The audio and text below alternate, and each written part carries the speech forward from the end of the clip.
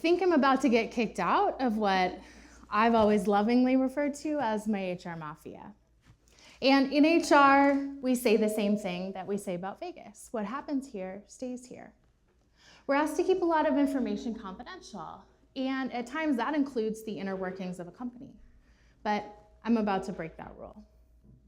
I want to talk about a system that's in place with many companies, highly respected ones at that. And it's based on a series of widely held beliefs. And I want to challenge some assumptions. Now, I've worked in HR for 15 years, and I have truly loved it.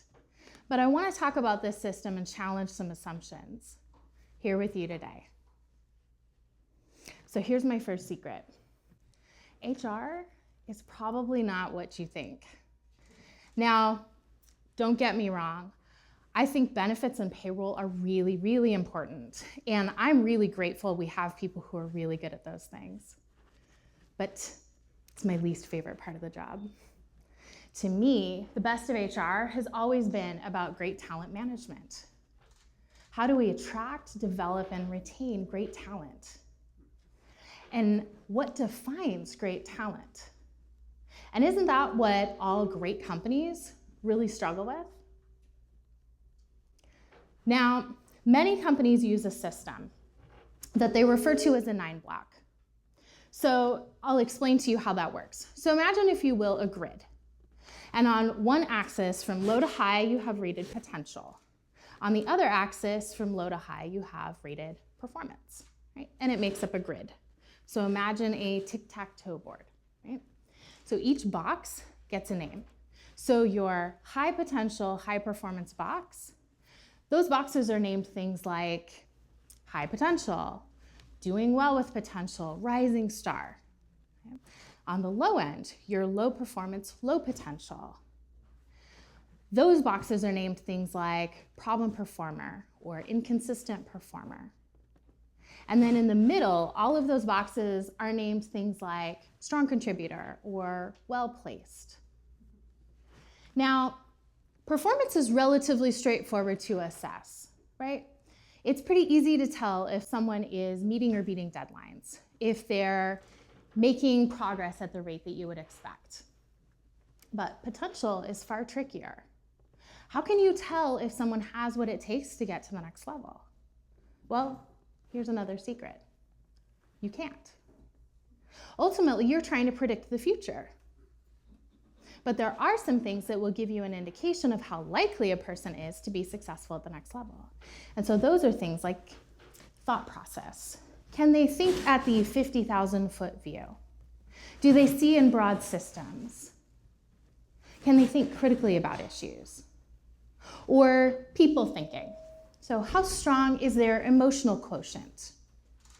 Do they understand the impacts of their behavior on other people? And can they work with a wide variety of people? It's things like company engagement. So how committed is that person to the company's goals, objectives, and growth plans? And then it's things like ambition. So has the person expressed a desire to take on additional responsibility or more complex roles? But the most important component of this system is that we're taught very specific things about performance and potential. We're taught that performance can change over time, but that potential usually doesn't. We're taught that skills can be developed, but that potential is either there or it's not. And we're taught that it follows a bell curve, so very few people have the highest potential.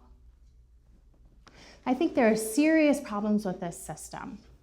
And I've seen hundreds of examples of people who have shattered this old way of thinking about potential. So here's the first issue that people don't discuss. Labels shouldn't stick. They're an assessment made in a snapshot. Now, that process of the 9 blocks I talked about, it tends to be repeated multiple times throughout the year. And that's done because there's an assumption that things could change. And sometimes they do. But here's the key. There's still an underlying assumption that the people at the top tend to stay at the top, and the people at the bottom tend to stay at the bottom. We also know that our assessments can shape outcomes. So research has shown that our assessment or our expectations of other people influence in very subtle ways how we interact with that person.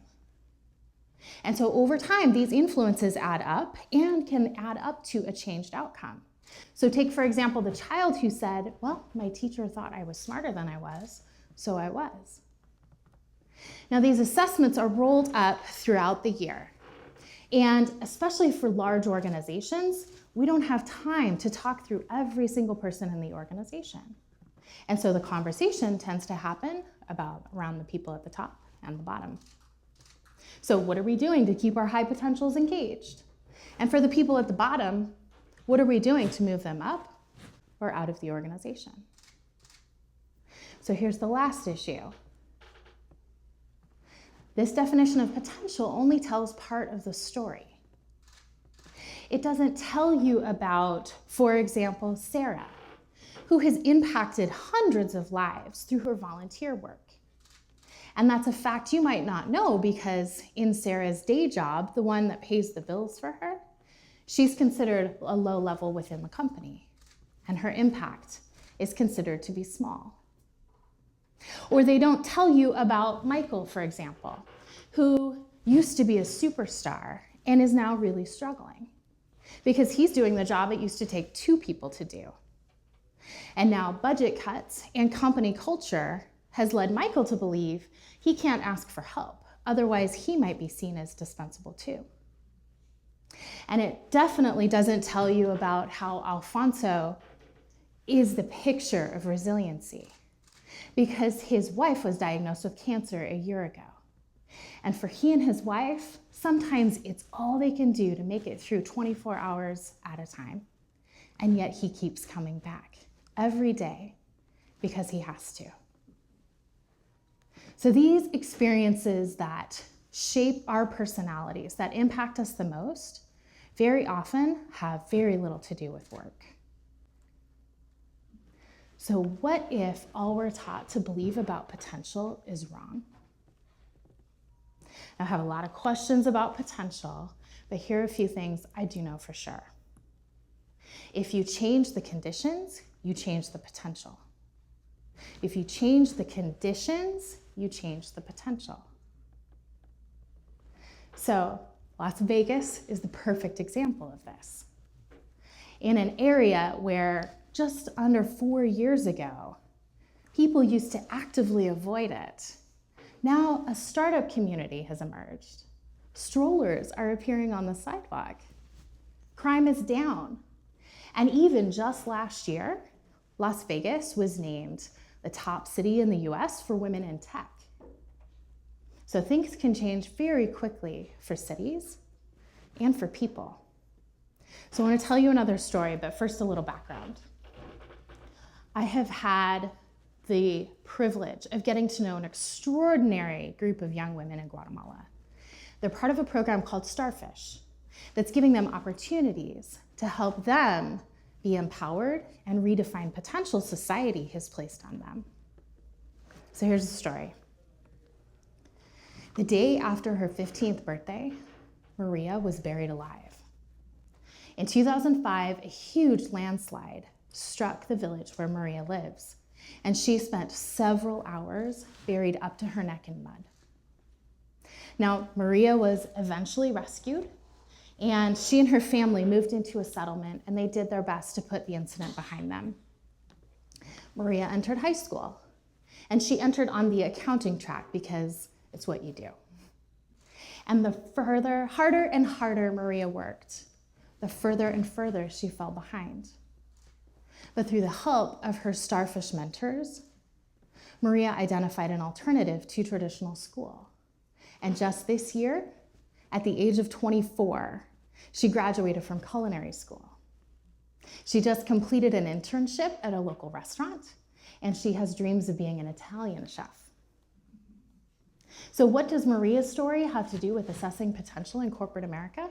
Well, quite a bit, actually. Let me tell you another story. So Nate was one of my first mentors early in my career. He was on the fast track.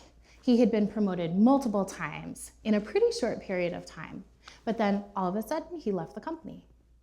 And when I caught up with him a few months later, I asked what had happened. He said he'd been through a few rounds of assessments that hadn't gone very well, and he was no longer considered promotable. He said, I don't even blame the company. He said, I watched the videos. I wouldn't have wanted to follow that guy either. And now Nate knew he had to leave the company. Now, 10 years later, he's a senior vice president for a major global retailer. Both Maria and Nate knew that to change their potential, they had to change their conditions. So here's the next thing that I know for sure.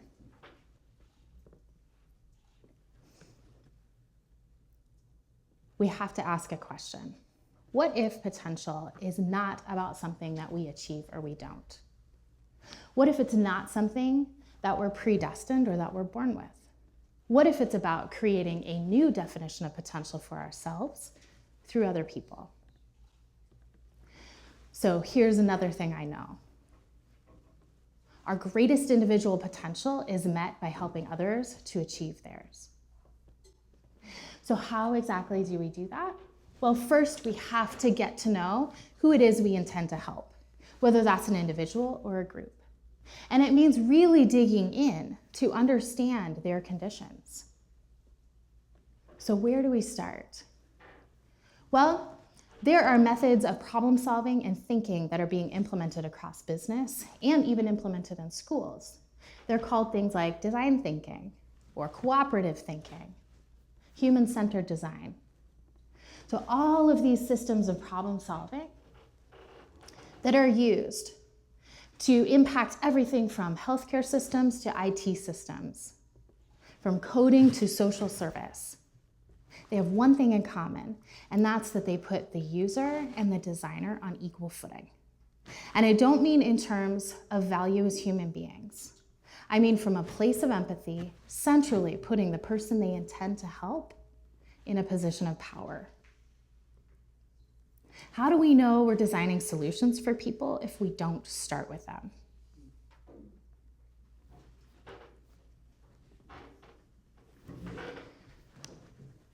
So here's the last thing that I know.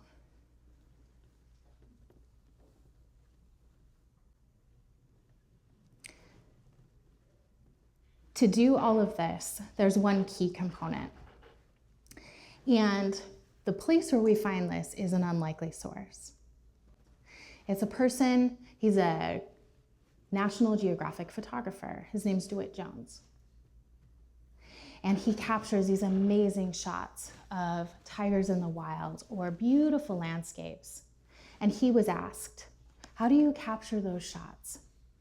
And his answer is that he would spend hours, sometimes days, looking for the right opportunity.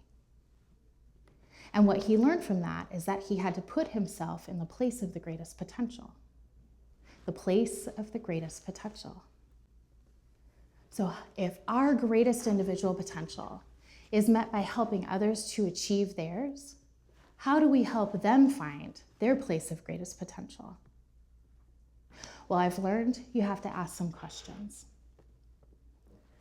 What makes you come alive? What makes your heart sing? What scares you a little? And where do you see that spark that even if you don't know what's there, you know that something's behind it? Where's your corner of the universe? It might be right here, and it might be around the world. None of us can do everything, but all of us can do something. We'll start there.